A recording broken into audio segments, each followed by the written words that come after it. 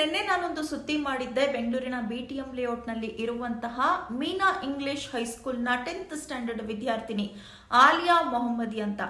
ಆಕೆಯ ಬಿಹೇವಿಯರ್ ತುಂಬಾನೇ ರೂಢ್ ಆಗಿದೆ. ಹಾಗಾಗಿ ಆಕೆ ಶಾಲೆಗೆ ಬರಬಾರ್ದು ಅಂತ ಏನು ಆಡಳಿತ ಮಂಡಳಿ ಹೇಳಿತ್ತು.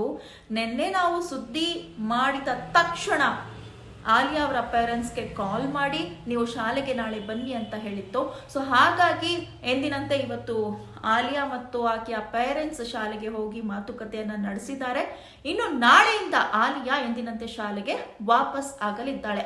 ಸುಮಾರು 1.5 ತಿಂಗಳಿನ ನಂತರ ಆಲಿಯಾ ಶಾಲೆಗೆ ಹೋಗಲಿದ್ದಾಳೆ. ಯಾವುದೇ ಮಗು ಇರಲಿ, ಶಿಕ್ಷಣ ಪ್ರತಿ ಮಗುವಿನ ಹಕ್ಕು.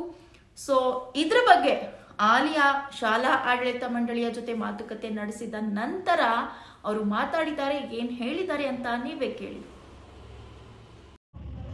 ನನ್ನ ಹೆಸರು ಆಲಿಯಾ ಮೊಹಮ್ಮದಿ. ನಾನು ಮೀನಾ ಇಂಗ್ಲಿಷ್ ಸ್ಕೂಲಲ್ಲಿ ಓದ್ತಾ ಇರೋದು. ನನಗೆ 1.5 ತಿಂಗಳಿಂದ ನನಗೆ ಸ್ಕೂಲ್ಗೆ ಅಲೋ ಮಾಡ್ತಾ ಇರಲಿಲ್ಲ.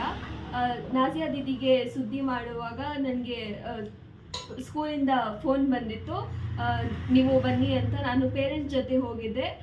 ಆಮೇಲೆ ಸೊ ಅವ್ರು ಹೇಳಿದ್ರು ವಾಪಸ್ ಬಂದ್ಬಿಡಿ ಸ್ಕೂಲ್ಗೆ ಅಂತ. ಸೊ ನಾನು ನಾಳೆಯಿಂದ ಸ್ಕೂಲ್ಗೆ ಹೋಗ್ತಾ ಇದ್ದೀನಿ.